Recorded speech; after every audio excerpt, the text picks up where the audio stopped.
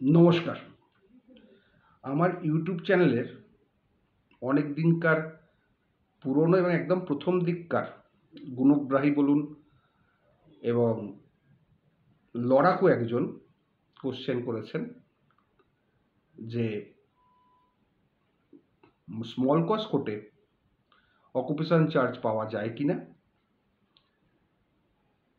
এবার চিফ জাজের কাছে অ্যাপিল করলে যদি টেনেন্ট জিতে যায় সেখানে অকুপেশন চার্জের কী হবে, আর যদি হাইকোর্টে ল্যান্ডলর্ড অ্যাপিল করে সেখানে কি হবে।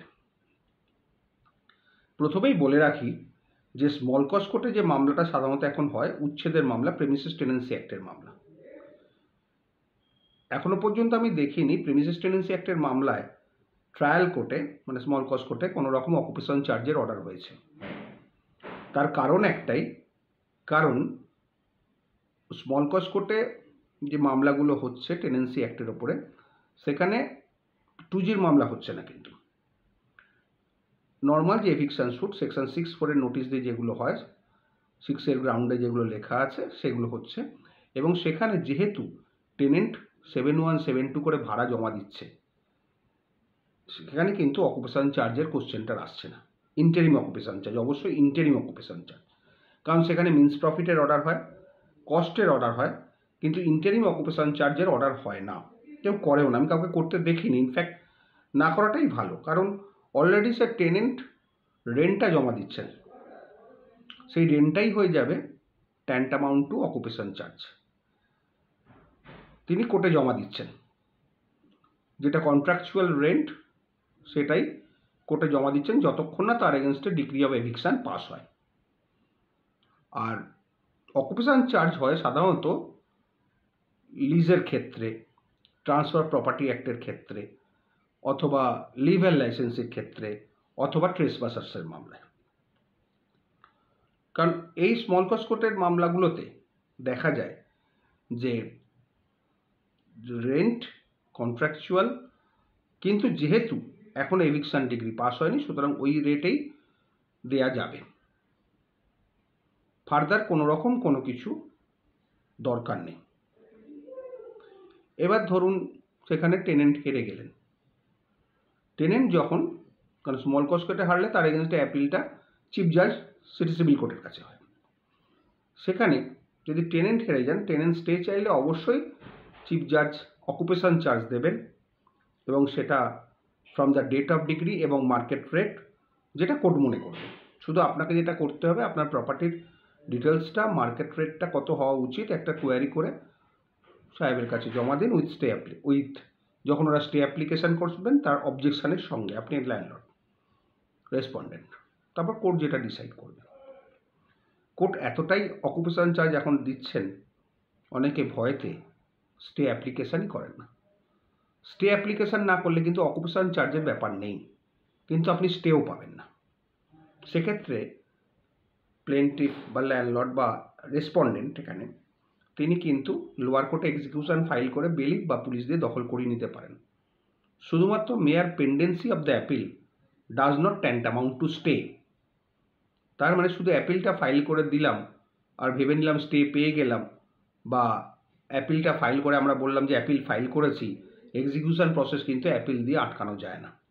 স্পেসিফিক স্টে না হলে, স্পেসিফিক স্টে আনতে গেলেই অকুপেশন চার্জ দিতেই হবে, আর না দিলে কন্ডিশনাল অর্ডার থাকে, না দিলে স্টে অর্ডার অটোমেটিক্যালি ভ্যাকেটেড। এবার ধরুন অকুপেশন চার্জ জমা দিল, এরপরে ধরুন টেনেন্ট সেকেন্ড অ্যাপিলে গেলেন। টেনেন্ট সেকেন্ড অ্যাপিলে গেলে সেখানেও কিন্তু আবার অকুপেশন চার্জ থাকবেই, চলতেই থাকবে, সেটা মনে আরও বেশি হবে। এবার ধরুন উল্টোটা হলো, অ্যাপিল কোর্টে ল্যান্ডলর্ড হেরে গেল, টেনেন্ট অকুপেশন চার্জগুলো দিয়েছে, সেটা কোর্টে জমা থাকতে পারে বা ল্যান্ডলর্ডের কাছে যেতে পারে। এটাই কিন্তু ইন্টারেস্টিং। এক্ষেত্রে ল্যান্ডলর্ড হেরে গেলে কী হবে? ল্যান্ডলর্ড হেরে গেলে ল্যান্ডলর্ড সঙ্গে সঙ্গে অ্যাপিল করবে, হাইকোর্টে অ্যাপিল করবে, কিন্তু অকুপেশন চার্জটা সে ফেরত নাও দিতে পারে যদি না স্পেসিফিক কোনো অর্ডার হয়। তার একটাই কারণ, টেনেন্ট এনজয় করেছে জায়গাটা, কিন্তু এখানে একটা কন্ট্রোভার্সি আছে। টেনেন্ট যে জায়গাটা এনজয় করেছে, যেহেতু ডিগ্রিটা সেট অ্যাসাইড হয়ে গেল, তাহলে বলা যাবে সে লফুলি এনজয় করেছে, আনলফুলি নয়। এইখানে কিন্তু একটা ক্রাইটেরিয়া আছেই। আবার ল্যান্ডলর্ড জিতে গেলে তো মিটেই গেল, টাকাটা পুরোটাই ল্যান্ডলর্ডের হবে। কিন্তু হেরে গেলে কি হবে? যেহেতু স্টে মুভ করছে, স্টে চলছে, সুতরাং অকুপেশন চার্জটা ল্যান্ডলর্ডকে সাধারণত ফেরত দিতে হয় না, কারণ টেনেন্ট ইজ ইন পজিশন। তারপরে ল্যান্ডলর্ড অ্যাপিলে গেল। অ্যাপিলের কিন্তু অকুপেশন চার্জ দেবার ব্যাপার নেই, কারণ ল্যান্ডলর্ড অলরেডি হেরে গেছে। তবে অনেকের অনেক কনফিউশন আছে যে ল্যান্ডলর্ড যদি হেরেই যায় অ্যাপিলে বা রেসপন্ডেন্ট, তাহলে অকুপেশন চার্জটা কেন তিনি ফেরত দেবেন না। এটা একটা কনফিউশন আছেই এবং অনেকের দ্বিমতও আছে। তবে আমি কাউকে এরকম ফেরত দিতে দেখিনি, যদিও কাউকে এরকম অ্যাপ্লিকেশনে করতে দেখিনি যে যেহেতু আমরা টেনেন্ট অ্যাপিলে জিতে গেছে তোর অকুপেশন চার্জটা ফেরত দেওয়া হোক। নো, তার একটাই কারণ, স্টে হচ্ছে কন্ডিশনাল স্টে। কন্ডিশনাল স্টে এবং তাকে অকুপেশন চার্জ দিতে হয়েছে স্টেটা রাখার জন্য। আজকে স্টেটা ভ্যাকেট হয়ে গেলে অ্যাপিল টেনেন্ট জিতে গেল, কিন্তু টাকাটা ফেরত দেবার যদি না কোর্ট স্পেসিফিক অর্ডার করে, ফেরত দিতে ল্যান্ডলর্ড বাধ্য না। এটা হচ্ছে স্মল কজ কোর্ট থেকে সিটি কোর্ট, সিটি কোর্ট থেকে হাইকোর্ট। এবার ধরুন সিটি কোর্টে কোনো ইজেক্টমেন্ট স্যুট ফাইল হয়েছে প্রেমিসেস টেনেন্সি অ্যাক্টের আওতায়, কারণ সিটি কোর্টের জুরিসডিকশন হচ্ছে আপ টু 1 কোটি, কিন্তু প্রেমিসেস টেনেন্সি অ্যাক্টের লিমিটেশন হচ্ছে পার মান্থ।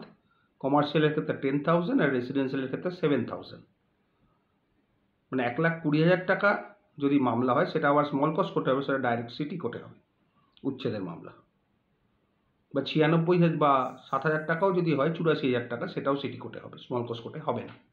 এটা এভিকশনের মামলাই হবে, সেখানেও কিন্তু অকুপেশন চার্জ চাওয়া যাবে না, কারণ 6/4 নোটিশ দিয়ে মামলাটা হচ্ছে ইজেক্টমেন্ট স্যুট। কিন্তু যদি লিভ অ্যান্ড লাইসেন্সির মামলা হয়, সেখানে অকুপেশন চার্জ ইন্টারিম চাওয়াও যেতে পারে।